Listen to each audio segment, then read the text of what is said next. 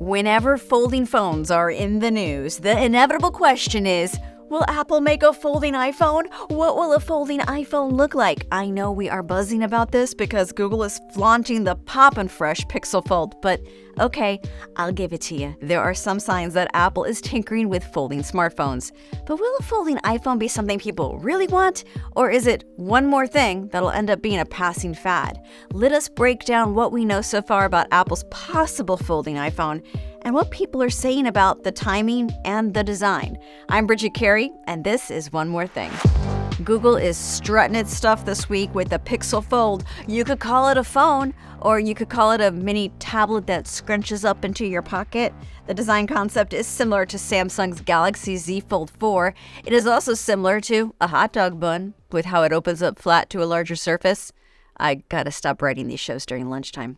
And all of these bendy screen phone tablet hybrids are so pricey. Both the Z Fold and the Pixel Fold will set you back about $1,800. And sure, there are some cheaper foldables. The Motorola Razr, with its clamshell retro throwback, is now $600. It's 3 years old now. Of course, it's cheaper. This all makes Apple the only major US phone maker that's left without a foldable device. But we know Apple is not in a hurry to jump into new, uncertain territory. The reason we have foldable phones is because other phone companies are doing nutty things to stand apart from Apple, to be different from the iPhone. We know this game. So many phone makers are out here doing flips. Some actually doing flips to stand out. For crying out loud, we had 3D phones with 3D screens and 3D cameras. Some innovations were cute, like kickstands. And for a while, there were dual screen phones. Moment of silence, please, for Microsoft Surface Duo.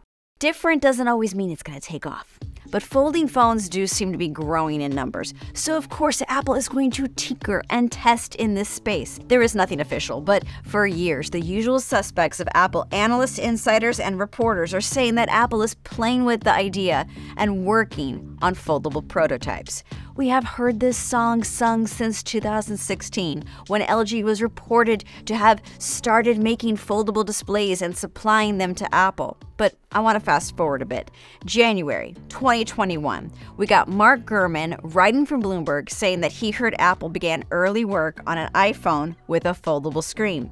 A month later, we got John Prosser at Front Page Tech saying he's got sources telling him that Apple could be putting all efforts into an iPhone that folds like a clamshell, like the Motorola Razr. And it could come in bright, happy colors instead of the more serious colors of the high-end iPhones. Then, a few months later in May, we have analyst Ming-Chi Kuo shaking it up, saying it could be something between an iPhone and an iPad. That's not a clamshell. He also thought it was going to be this year, but later revised it to say we may not see anything folding from Apple until 2025. That's 2 years from now. So which way is the iPhone gonna fold? Like a clamshell, makeup compact, like a butterfly wing thing with a tablet-esque center?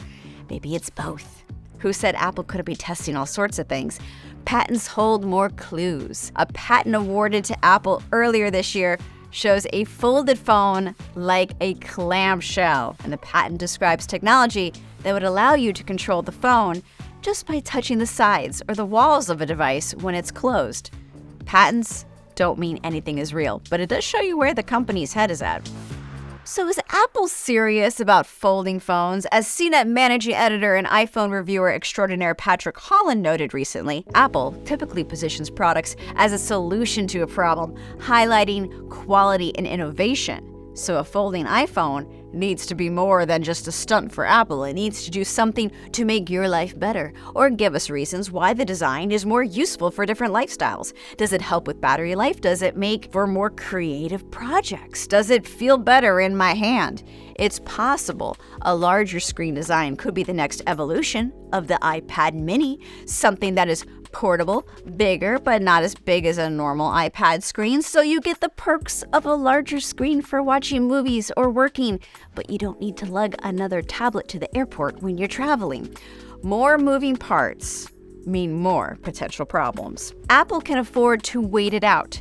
to make sure it doesn't go through a disastrous launch like Samsung experienced in 2019 with the $2,000 Galaxy Fold. You know, the first Fold, where it was failing in the hands of reporters, protective screens just peeling off and whatnot. Samsung had to cancel that launch and some pre-orders were refunded. And while Apple has to get all the moving parts down perfect, the software team has to also create a new look to make something that works well as a hybrid iPhone iPad, and it makes sense in a folded form. Otherwise, the only selling point is that you can yell to your friends, "Hey, look, my iPhone can sit here on my desk all bent like a Barbie doll, and I don't need a pop socket to prop it up."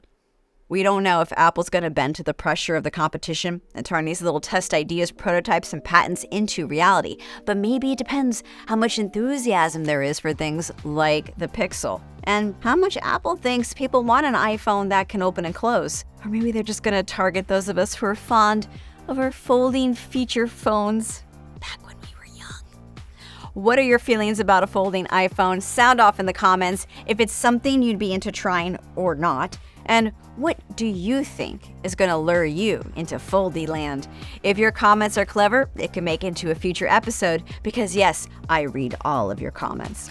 Thanks for watching. See you next time.